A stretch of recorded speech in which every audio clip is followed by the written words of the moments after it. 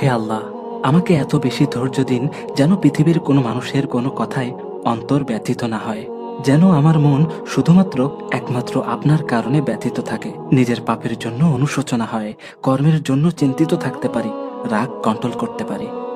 হে আমার রব, আমাকে এত বেশি ধৈর্য দিন যাতে লোকের কথায় অন্তর পড়ে গেলেও আমি আপনার পুরস্কারের আশায় হাসতে পারি।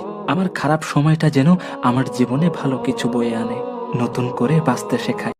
পরিস্থিতি যাই হোক, সর্বদা আলহামদুলিল্লাহ বলতে শেখো, কারণ দুনিয়া যদি শান্তির জায়গা হতো তাহলে আল্লাহ জান্নাত তৈরি করতো না।